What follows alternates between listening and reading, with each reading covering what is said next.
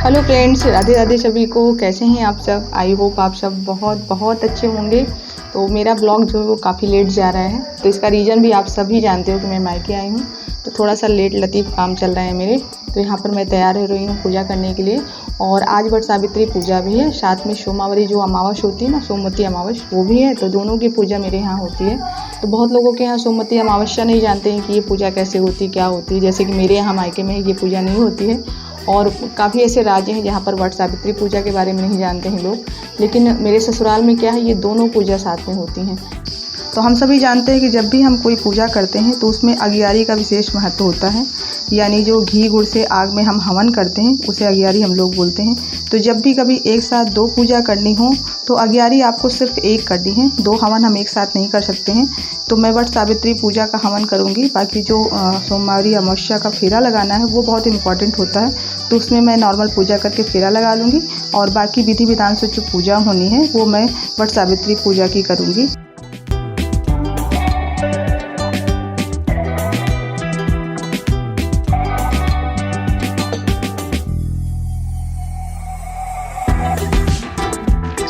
और मेरे घर के बगल में ही यहाँ पर पंचायत घर बना है, और उसके साथ में ही जुड़ा हुआ ये प्राइमरी स्कूल है।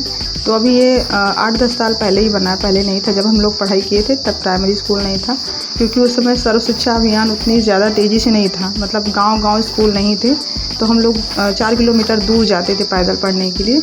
तो उस वक्त इतनी सुविधा नहीं थी पढ़ाई के लिए, लेकिन अभी तो मुझे लगता है कि हर 2 किलोमीटर पर आपको प्राइमरी स्कूल मिलेगा। तो अभी गाँव में जो घर बने हैं आस-पास के ना, जब भी देखते हैं कि गाँव की बहन बेटियाँ आई हैं तो सब आके बाहर निकल आते हैं, और फिर रोक रोक के हाल चाल पूछते हैं कि कब आई हो, कब जाओगी, कितने दिन के लिए छुट्टी मिली है।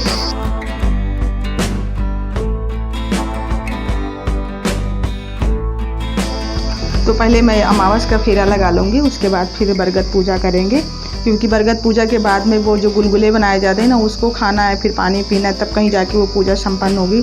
तो मुझे लगा वो खाने के बाद तो फिर मैं पूजा ये कर नहीं पाऊँगी, तो पहले मैं फेरा लगा लूँगी। और आपको पता है यहाँ पर पूजा करने की व्यवस्था बहुत अच्छी है, यानी मतलब दोनों पेड़ जो हैं पीपल और बरगद के, वो दोनों पास पास नहीं है। तो बढ़िया आराम से पहले इसकी पूजा कर लेंगे, उसके बाद फिर बरगद की पूजा करेंगे। अमावस की जो पूजा है इसको मैं विधि विधान से नहीं दिखा रही हूँ, वरना वीडियो बहुत लंबी हो जाएगी। तो अभी आप देख सकते हो इसमें जो धागे लपेटे गए हैं वो बहुत कम दिख रहे हैं। मतलब जितना बड़ा गाँव है उस हिसाब से तो इसमें धागे ही धागे होने चाहिए, लेकिन जैसा कि मैंने पहले ही बताया ना, यहाँ पर ये अमावस का फेरा जो है बहुत कम स्तर पर किया जाता है। कुछ ही लोग हैं जो करते हैं ये पूजा, तो इसीलिए बिल्कुल थोड़े से धागे दिख रहे हैं। तो यहाँ पर मैं फेरा लगा रही हूँ, और हर बार क्या है ना कि जो ये अमावस का फेरा लगाते हैं इसमें अलग अलग सामान से फेरा लगाया जाता है। आपके पास जैसी शक्ति हो, कुछ लोग टॉफ़ीज़ लगाते हैं, मूंगफली है, काजू है, बिस्किट है, कुछ भी, मतलब कहते हैं रिपीट नहीं करना चाहिए, अलग अलग सामान से फेरा लगाना चाहिए।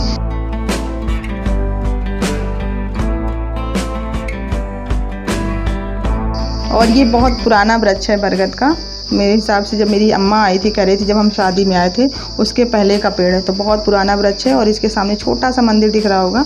तो इसमें गांव की कुल देवी की स्थापना हुई है। तो पूरे गांव में अगर कुछ भी शुभ काम होता है तो सभी लोग यहाँ पर पहले दर्शन करने आते हैं, प्रसाद चढ़ाते हैं, उसके बाद फिर अपना कोई भी काम आगे बढ़ाते हैं। तो यहाँ पर मेरी छोटी चाची भी आ गई हैं, और हम लोग सबसे पहले आयपन लगा रहे हैं।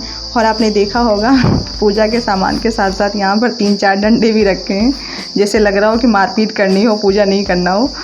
तो ऊपर पेड़ पर बहुत सारे बंदर बैठे हैं, और बस सब इसी ताक में है कि कब मौका मिले और कब सामान गायब हो जाए। तो इसीलिए सब डंडा वंडा लेके बैठे हैं सब लोग।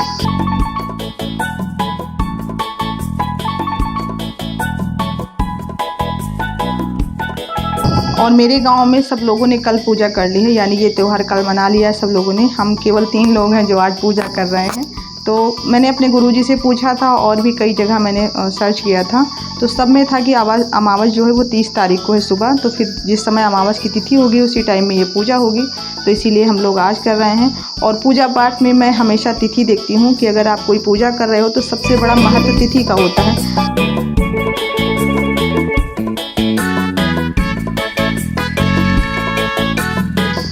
तो यहाँ पर जो ये लास्ट में नारंगी साड़ी पहने हैं ये मेरी छोटी चाची हैं। तो पूजा हो गई है, और उसके बाद अब ये हम लोग फेरा लगा रहे हैं। तो यहाँ पर जो ये कच्चा सूत आता है उससे फेरा लगता है, जो सिलने वाला धागा है उससे लगाया जाता है। तो हम लोगों ने ये धागा लिया है, जो सिलने वाला धागा होता है ना, वही वाला, ये थोड़ा सा मजबूत होता है क्योंकि फेरा लगाते वक्त धागा टूटना नहीं चाहिए, अशुभ माना जाता है। तो इस बात का बहुत ध्यान रखना पड़ता है कि धागा मतलब आप फेरा लगा रहे हो ना तो धागा नहीं टूटना चाहिए। तो काफ़ी ऊपर हाथ करके हम लोग फेरा लगाते हैं। यहाँ तो भीड़ नहीं है, मेरे ससुराल में तो इतनी भीड़ होती है ना कि धागे को बचाना बहुत मुश्किल होता है। और फेरा लगाते वक्त आंचल में लिया जाता है, जो गुलगुले बनाए जाते हैं ना उसको रखा जाता है, फिर बाद में वही गुलगुला खा के हम लोग अपना व्रत तोड़ते हैं। तो इसमें पूरा दिन व्रत नहीं रहते हैं, बस केवल पूजा होने तक व्रत रहना पड़ता है, उसके बाद फिर बाद में खाना खा लिया जाता है। और मेरी अम्मा बैठी हैं, मेरी दादी हैं, तो दादी बंदर देख रही हैं, करें तुम लोग इत्मीनान से सुकून से पूजा करो, क्योंकि बच्चों का क्या है ना, वो थोड़ी देर तो देखते हैं बंदर को, फिर खेलने में लग जाते हैं। तो फिर ऐसा लगा कि कहीं फेरा लगाते वक्त बंदर आ गए तो सामान गायब हो जाएगा। तो अम्मा आके बैठ गई हैं।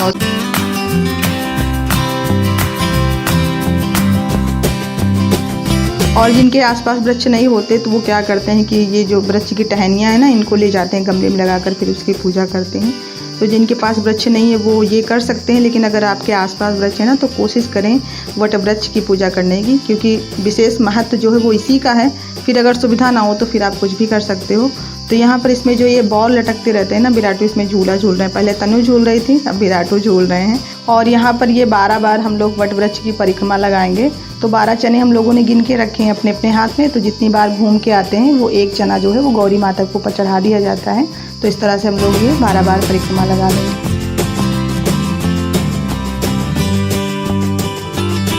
और अभी बाद में वट वृक्ष पर पंखे से हवा किया जाता है, इसके पैर दाबा जाता है, ये सब पूजा में शामिल है। तो वो सब करना अभी बाकी है।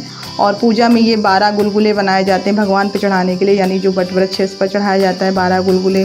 जो 12 जोड़ी पूड़ियाँ बनती हैं ना उस पर रखने के लिए बनाया जाता है। तो यानी जो पूजा में शामिल है ज़्यादातर चीज़ें 12 होती हैं। तो वो सारा कुछ हो गया है। और ये देखो पंखा आ गया है, अभी बाद में पंखे से हवा के।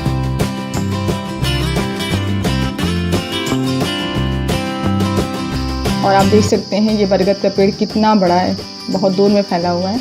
बहुत पुराना वृक्ष है ना इसीलिए। और चाहे जितना पुराना हो जाए इसका जीवन सबसे लंबा होता है कलयुग में, ऐसा कहा जाता है शास्त्रों में, क्योंकि इसको आशीर्वाद मिला है कि आप कभी सूखे नहीं होंगे। तो ऊपर मैं बार बार देख रही थी बंदरों को, क्योंकि ऐसा लग रहा था जैसे कूदने वाले हों, तो डर भी लग रहा था। तो जल्दी जल्दी पूजा कर रहे हैं। अम्मा ने कहा जल्दी निपटा लो पूजा। तो यहाँ पर सबसे पहले हम लोग 11 चना लिए हैं। और जो बरगद के पेड़ में ऐसे गौर टाइप में बनी रहती ना सबसे ऊपर कली टाइप में, उसको एक ले लिए हैं। तो 11 चने और एक वो मिला के सबसे पहले उसको निगला गया है, पूछा नहीं गया है, पानी के द्वारा उसको एक घूंट में निगला गया है। और उसके बाद जो मैंने ये अपने आंचल में लिए हैं गुलगुले उसको खाए हैं। फिर उसके बाद ये देखिए जो माला बनाया गया है ना उसको गौरी से हम बदल रहे हैं। और यहाँ पर दोनों चाचियाँ बदल रही हैं, क्योंकि देवरानी जेठानी बदल सकते हैं लेकिन सास बहू इसको नहीं बदल सकते हैं, माँ बेटी नहीं बदल सकते हैं। तो मैं गौरी से बदल रही थी। तो एक माला गौरी पे चढ़ा दिया जाता है, छोटा सा रहता है, और एक बड़ा माला बनाया जाता है खुद पहनने के लिए। तो अभी 12 दिन इसको पहनेंगे, इस माले को। 12 दिन के बाद ये उतरेगा। तो यहाँ पर पूजा हो गई है। और ढूंढ के जितना भी सामान है सब रख के तो अंदर ले जा रहे हैं जल्दी जल्दी, क्योंकि बहुत जल्दी है अंदर जाने की, बंदरों की वजह से इतनी जल्दी कर रहे हैं, वरना थोड़ा सा इत्मीनान से हम लोग बैठते हैं यहाँ पर।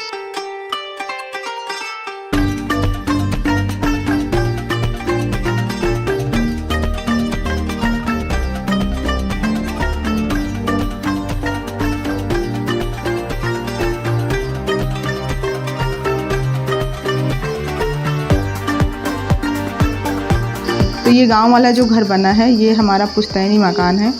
और बस ये पहले केवल कच्चा था, अब पक्का हो गया है। बाकी यही हमारा मेन घर है, जहाँ पर हमारा जन्म हुआ, जहाँ पर हमारा बचपन बीता है। तो पहले मेरे बाबा थे तो चीज़ें थोड़ी सी अलग थी, और अब नहीं है ना तो ऐसा लगता है कि हर जगह बस वही दिख रहे हैं।